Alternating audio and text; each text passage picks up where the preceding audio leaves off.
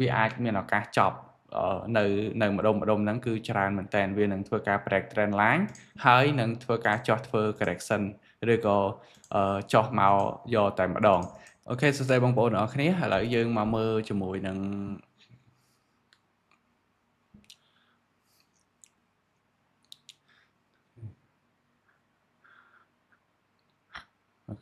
អូខេថ្ងៃនេះយើងមកមើលជាមួយនឹង analyze BTC Bitcoin បន្ថែមទៀតថ្ងៃទី12ខែ5ថតម៉ោង2 15នាទីពេលថ្ងៃអញ្ចឹងយើងអាប់ដេតបន្ថែមទៀតដែលលើកមុនខ្ញុំឃើញថាកន្លែងនេះគឺជា resistance រឹងរបស់វាមួយឥឡូវវាឡើងមកជិតដល់តំបន់ resistance ហើយអញ្ចឹងនៅពេលដែលវាមកដល់តំបន់ resistance នេះគឺវាមានឱកាស2ដែលវាជ្រើសរើសផ្លូវទី1វានឹងទម្លុះទៅលើទី2គឺវានឹងចុះមកក្រោមម្ដងទៀតគឺមានមកដល់ double button ឬក៏បង្កើត low ថ្មីអានេះខ្ញុំមើលនៅក្នុង time frame មួយអាទិត្យតែជាទូទៅទោះជាវាឡើងមកវាប៉ះជាមួយអានេះវាធ្លាយក៏ដោយនៅពេលដែលវាប៉ះលើកដំបូងគឺវានឹងធ្វើ reaction វានឹងធ្វើការទះចុះមកក្រោមអញ្ចឹងនៅពេលដែលវាចុះមកក្រោមគឺយើងចាំមើល reaction វាបន្ថែមទៀតថាវា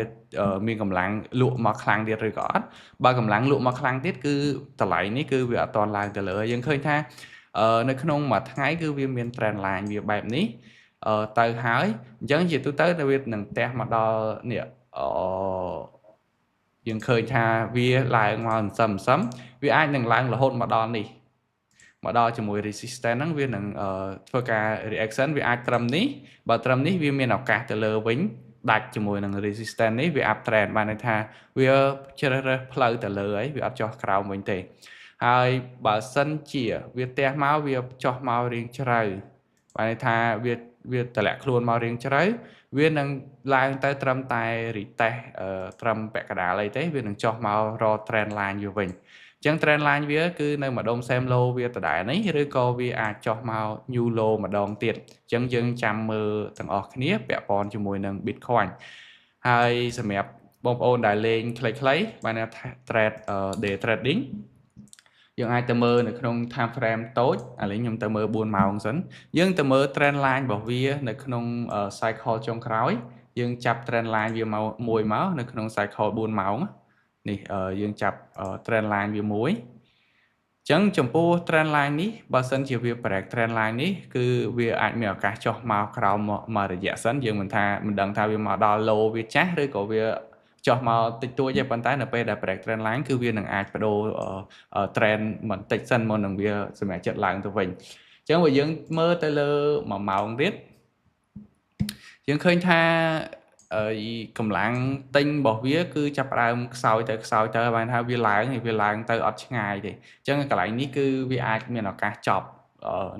នៅម្ដុំហ្នឹងគឺច្រើនមែនតើវានឹងធ្វើការ break trend line ហើយនឹងធ្វើការចោះធ្វើ correction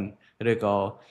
ចោះមកយកតែម្ដងអញ្ចឹងវានឹងចេញជាទម្រង់អាចបែបនេះចំពោះ Bitcoin អញ្ចឹងយើងចាំមើល conform វាបន្ថែមទៀតអញ្ចឹងបើសិនជាយើងលេងនៅក្នុង day trading ខ្លីៗអ្វីដែលយើងលេងបានគឺមានតែតាម trend ទេដោយសារតែទម្រង់ up trend របស់វានេះគឺវានៅតែបន្តបែបហ្នឹងអញ្ចឹងឃើញទេវាឃើញនៅពេលដែលយើងលេងនៅក្នុងទម្រង់ up trend អញ្ចឹងយើងអត់ព្យាយាម sell ទេយើងអត់ព្យាយាម short ទេអញ្ចឹងបើសិនជាយើង short យើងឃើញវាឡើងទៅរហូតរឿយទៅរហូតយើងអត់អាចប្រចាំ trend បានទេបើយើងចង់លេងគឺមានតែទៅតាម trend រកមើល conform ទៅតាម style យើងមួយដែរមិនថាបងប្អូនប្រើជាមួយនឹង SMC ICT CRT ឬក៏ជាមួយនឹងយុទ្ធសាស្ត្រណាដែលបងប្អូនបានរៀនមក SMC អីហ្នឹងគឺ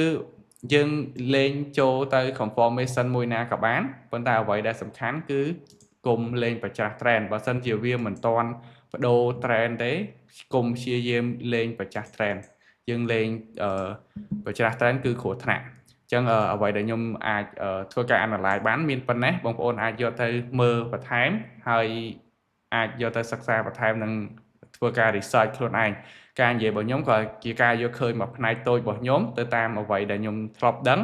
អញ្ចឹងវាអាចមានខុសមានត្រូវវាមិនត្រូវ 100% ក៏វាមិនខុស 100% ដែរ